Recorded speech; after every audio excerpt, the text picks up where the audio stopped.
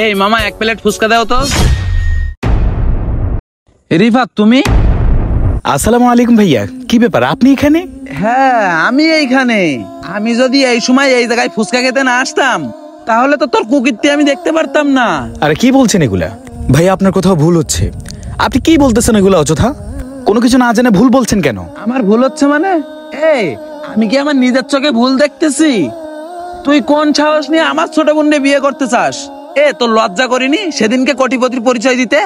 সামান্য একজন ফুচকাওয়ালা হয়ে তুই আমার বোনকে বিয়ে করবি? এটা কখনোই সম্ভব না। তুই শোন, আমার বোনের বিয়ে হবে বিজনেসম্যান ছেলের সাথে। ভাই আমার কথাটা শুনেন আপনি। এই চুপ শালা ফুচকাওয়ালা, কি শুনবে তোর কথা? তুই এই যে ছোট লোকই কাজ কারবার লুকিয়ে বড় লোক সেজে তুই আমার বোনকে বিয়ে করবি, এইটা তুই কিভাবে ভাবলি? ভাই আপনি সেই কখন থেকে বকবক করেই যাচ্ছেন, আমার কথা তো শুনবেন। এই চুপ, তুই এখন কি বলবি?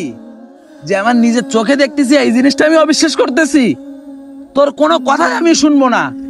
তুই যে একটা ফুচকা ব্যবসায়িক ছেলে, সেটা তুই আগে বললি না কেন? নিজের চোখে সব দেখে ফেলছি বলে তোর এখন জবাব বন্ধ হয়ে গেছে? তুই বাড়িতে গিয়ে তোর বাপরে বলি যে এই বিয়ে হচ্ছে না। আরে ফুচকাওয়ালা, এই জায়গায় অবিশ্বাস করার কি আছে? ওর ঢাকায় 2টা বাড়ি আছে, খুলনায় 2টা বাড়ি আছে। তুমি কি জানো ওদের জায়গাতের টাকা দিয়ে তোমাদের মতন 10,000 পরিবার চালাইতে পারবে ওরা? তুমি জানো না? জানার পরেও তুমি ফুচকাওয়ালা হয়ে অফার দাও ওদের বাড়ি কোন সাহসে? এই তুই থাম। আমার প্রথমেই তোরা দেখে সন্দেহ হয়েছিল। আমার বাবা মা যখন বলছিল যে তোর ছোট বোনের জন্য এই ছেলেটাকে দেখছি, তখনই আমি বুঝতে পারছিলাম তোর থুতনাটা দেখে যে তুই একটা ফকিন্নির ছেলে। তা না হলে ব্রাহ্মণ হয়ে তুই চাঁদের দিকে কিভাবে হাত বাড়ালি? আরে তোর তো লজ্জা থাকা উচিত। তুই ফুচকা বিক্রি করে কয় টাকা পাস? তুই জানিস আমার বোনের মাসিক খরচ 1.5 লক্ষ টাকা। আর তোর চাকরি লাগলে তুই আমার বাড়ি এসে দারোয়ানগিরি করিস। শোন, আমার বাড়ির যা দারোয়ান সেও টাইকট পরে চলে, তোর মতো ফকিন্নির মতো চলে না। নিজের ঘরে চাল কিনা টাকা নেই, আইসা আমার বোনটা বিয়ে করতে। তোর থুতনার ভিতরে একটা ফকিন্নি ভাব আছে। তুই কখনো আমাদের লেভেলে আসতে পারবি? চল তো। এই দাঁড়ান, সেই কখন থেকে বকবক করেই যাচ্ছেন। আরে একটা বার তো শুনবেন। আমাকে যদি বলার সুযোগ না দেন আমি কিভাবে বলবো? আমার কথা তো একটা বার শুনবেন। হ্যাঁ, কি মানুষ মনে হয় না আমাকে? রহমান, লোকটা কি যেন বলতে যাচ্ছে, তারে বলতে দে। সে কখন থেকে বলতেছে একটা কথা, শোনেন শুনেই যাই কি বলে। বল কি রে ফুচকাওয়ালা, কথা বলিস না কেন? আস্তে, আমি ফুচকাওয়ালা না। মানে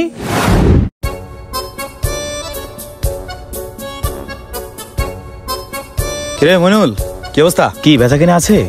আলহামদুলিল্লাহ ভালো আছি রে। আগে বল, খালাম্মারা সবাই কেমন আছে? আগে বল, তোর ব্যবসা কেমন চলে? বন্ধু, তুই যদি আমার এই ব্যবসাটা না ধরিয়ে দিতিস, আমার পরিবারকেও চালাতে পারতাম না, আর আমার বোনকেও ভার্সিটিতে পড়াতে পারতাম না। হয়তো বা এতদিনে আমরা পথে পথে ভিক্ষা করতাম। তোর এই ঋণ আমি কখনো শোধ করতে পারবো না রে বন্ধু। আচ্ছা, আমি কি তোর কাছে এগুলো শুনতে চাইছি? আমি তোকে জিজ্ঞেস করছি তোর ব্যবসা কেমন চলে। আলহামদুলিল্লাহ বন্ধু, খুবই ভালো চলছে। তোর সাথে তো আমি কথাই বলে রাখছি, অনেকদিন পরে আমার এখানে আসছিস। ফুচকা খা, দাঁড়া আমি বানাই দিচ্ছি। হালা শুন, তুই কিন্তু ওই দিন ঝাল বেশি দিয়ে আমার কিন্তু অবস্থা খারাপ করছস। ঝাল কমাইয়া দিস আর হালকা একটু দই দিস। একটু দাঁড়া বন্ধু, এই সময় মায়ের কল। আচ্ছা ফোন ধর। আসসালামু আলাইকুম। হ্যালো মা। তিশা, ভার্সিটি থেকে কখন আসলি? কি ভাঙলো কি করে? কি বলিস? এই মুহূর্তে এত টাকা আমি কই পাবো? আমার তো মাথায় কাজ করতেছে না রে বোন। কি করব আমি? সারাদিনে তো আমি কোনো বেচাকেনাই করতে পারলাম না। আচ্ছা শোন, তুই মুদির চাচার ভ্যানে করে আম্মুকে নিয়ে হাসপাতালে যা। আরে আমি ভর্তি করার আগে হাসপাতালে ভোতাচ্ছি। আচ্ছা ঠিক আছে, রাখ। কি রে, কি হয়েছে? বন্ধু, আমার আম্মুর তো অনেক সমস্যা হয়ে গেছে, হাসপাতালে নিয়ে যাচ্ছে। মা নাকি উজু করতে গিয়ে পড়ে পা ভেঙে ফেলেছে। এখন ছোট বোনকে বললাম যে হাসপাতালের দিকে নিয়ে যেতে। আরে বোকা, তুই কেন দাঁড়িয়ে আছিস? যা। আমার কাছে কোনো টাকা নেই রে বন্ধু। তুই আসলেই ফালতু একটা ছেলে। দাঁড়া, আমার কাছে কত আছে আমি দেখতেছি। এই দে, এটা দিয়ে হবে, যা। আচ্ছা শোন, তুই তাহলে আমার দোকানের দিকে খেয়াল রাখিস। আরে গরিবের বুঝি দুঃখের শেষ নেই। আল্লাহ তুমি খালাম্মারে ভালো করে দাও। ফুচকা দেন তো ভাই। ঠিক আছে ভাইয়া, দিচ্ছি। একটু দাঁড়ান, আমি আপনাকে বানিয়ে দিচ্ছি। ভাইয়া ঝাল কেমন খান? ঝাল দিব? রিফাত, তুমি এগুলো এসব কি বলছো? কি এখনো বিশ্বাস হচ্ছে না? হ্যাঁ শুনেন, একটা কথা বলি, মানুষের বাহ্যিক দিক দেখে কখনো তাকে বিবেচনা করবেন না। হ্যাঁ আমি মানি আপনার কোটি কোটি টাকা, কিন্তু তার মানে এই না যে আমি ফকির। আর আপনি কি বললেন? এই যে আপনাকে বলছি, আমার দিকে তাকান। আপনার ভাইয়ের ঢাকাতে 2টা বাড়ি আছে, খুলনাতে 2টা বাড়ি আছে না? চুপ কেন? কথা বলেন। আপনার ঠিক পেছনের যে বিল্ডিংটা, ওই বিল্ডিংটার নিচে গিয়ে জিজ্ঞেস করেন যে বিল্ডিংটা কার। আর ঢাকার ধমক দিছেন না, ঢাকার বুকে আমার 3টা বাড়ি আছে। পিছনে যে গাড়িটা দেখতে পাচ্ছেন আমার। আর কি বলতে চাচ্ছেন আপনি? কি বলতে চান? আমি ফকিন্নি? আমি সামান্য ফুসকাওয়ালা? আসলে ভাই না বুঝে ভুল করে ফেলছি, কিছু মনে করো না, আমি ওর হয়েও ক্ষমা চাচ্ছি ভাই। কিসের ক্ষমা? হ্যাঁ, আরে ক্ষমা তো চাইবো আমি।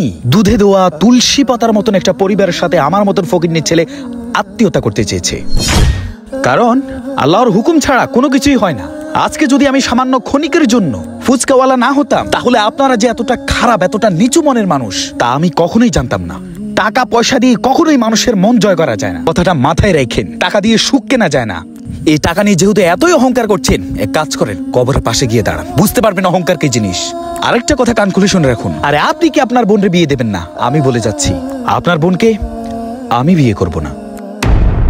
যে ফ্যামিলির ছেলের ব্যবহার এতটা খারাপ হতে পারে, সেই ফ্যামিলি থেকে একটা মেয়েকে আমি কেমনে বিয়ে করি?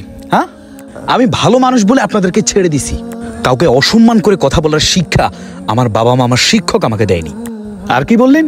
ফুসকাওয়ালারা খারাপ, ছোট লোক?